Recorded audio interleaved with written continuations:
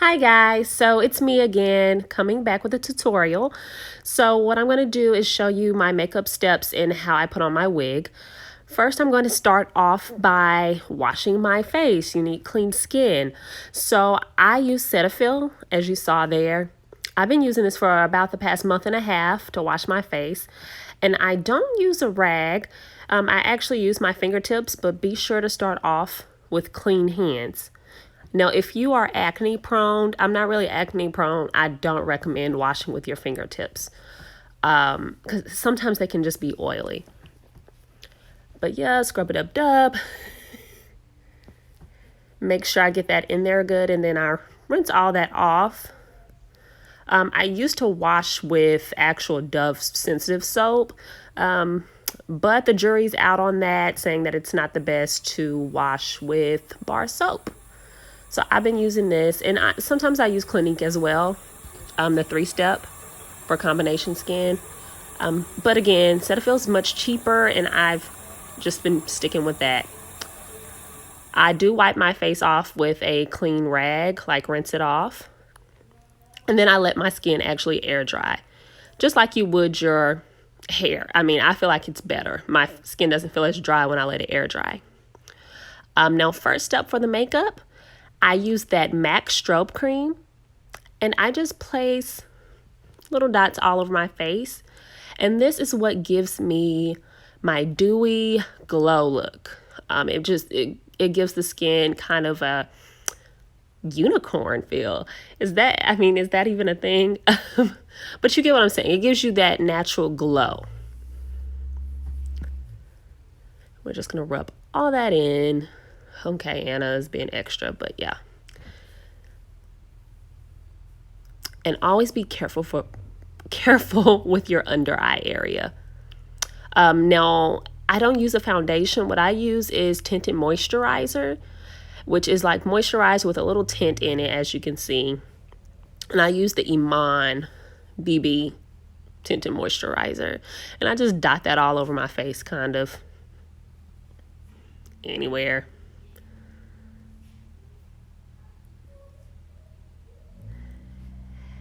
And then next, what I do is I do the red lipstick method.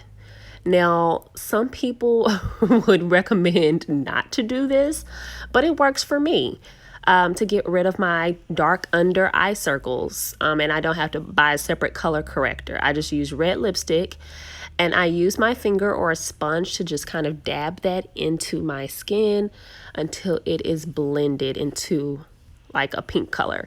And you want to put this everywhere where your bags are, where it's dark, which usually means your lid and your under eye area.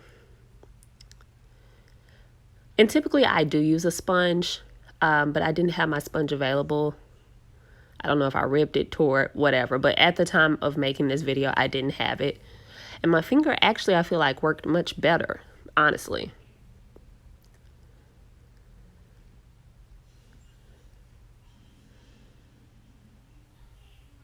So next step, I put 2 big triangles with Pro Concealer up under my eyes. And this is in the color Fawn. And I contoured my nose and the bridges. So I put that dark chocolate color on the side, and I put the super light color down the middle. And then I do these 3 little stripes here. So now we're going to go in and just blend all of that in. And this takes a while. Now, sometimes I use a sponge, but I've had much better results using a blush brush. It just blends better for me for some reason. And of course, I'm singing to myself as I do this. But can you see how those dark circles disappear? And I actually have a green vein that pops up under my eye. Gone.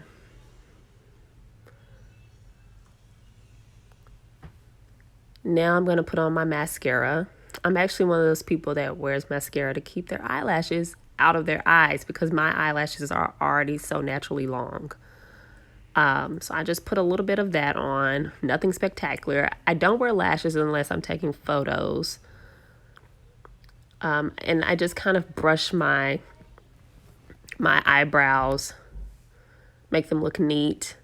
And I fill them in just a little bit. I don't like done eyebrows on myself. I like them to look a little natural.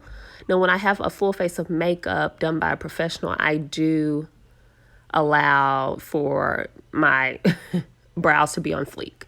I don't mind it, but just for an everyday look, I just want them to kind of look natural like. Now I'm putting on that banana powder. And this is just to brighten up those areas that I concealed. So I put this under my eyes. I put this back where I contoured. And I highlight the center of my nose. I put it above my lip. I put it on my chin. And I'm going to allow this to do what's called baking. It's going to bake.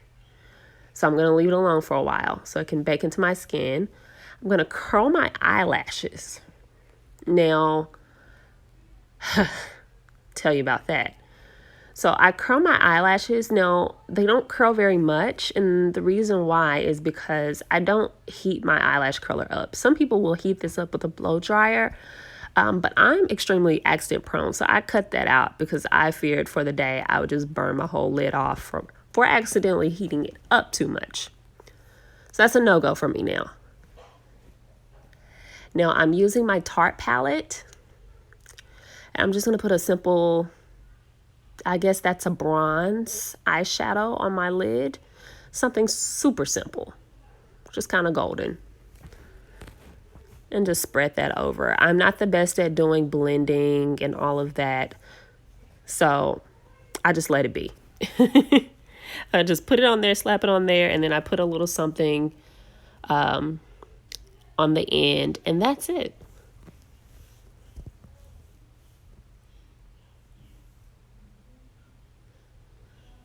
Yeah, so in that little crease right there, I'm going to put the super light color like that and blend that into the rest of it. And that's all I will do to my eyes if I do anything. Oh, yeah. Yeah, girl, go back in there and blend that.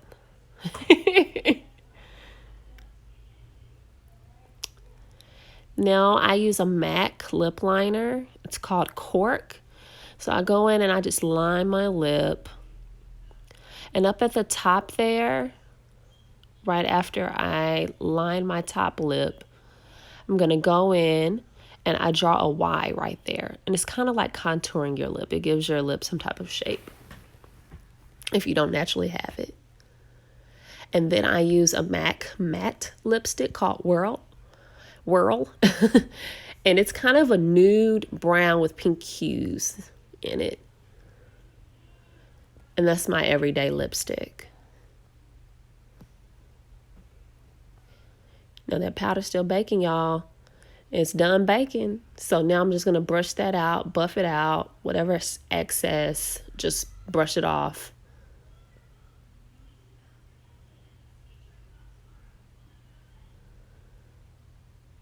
Do y'all see that highlight on my nose?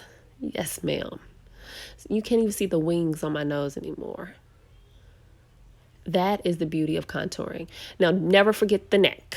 And make sure you get the V. Like if you're wearing a deep cut shirt, go lower even. Like you want to match all of that. Because your chest is usually much lighter than the rest of your body. So get your chest, your neck, all of that.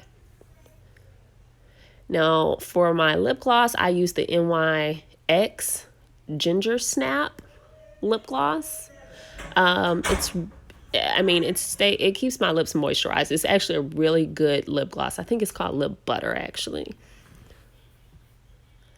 And for my blush, I use the MAC Coppertone blush. And this is for my African American women, my Latinas, my Indian women. Latinos. Hey, I don't know who's putting on blush. So whatever. Whoever is putting on blush. This is beautiful for your medium skin tones. It gives a subtle, natural blush. Because you know what? We don't blush.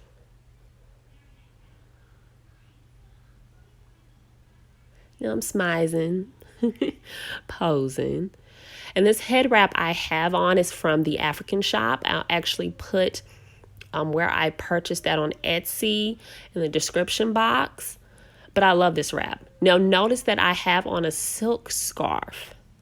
I always protect my hair underneath my wraps, especially if they're cotton. So I've got my silk scarf over my hair, and then I put my wrap on top of that. I mean, you want to protect that growth. Or even if you don't have growth, protect your hair. Excuse that little sideburn sticking out there. I don't know. I love my little natural edges sticking out like that. So I'm going to use an old wig. This is my Beyonce wig. And we're done for 2019, 2020, putting these darn things on our forehead. Please, ladies. Now, I like to sit my wig a little bit behind my hairline. I think it makes it look more natural. And here I am singing Beyonce. Okay, girl. Back to singing Beyonce. Anyways, I mean, you can sit your lace front above your hairline. I mean, it's fine. But please do the work to make it look natural. Or at the very least, make it look like a good sew-in. You don't want to look wiggy. We're too late in the game to be looking wiggy.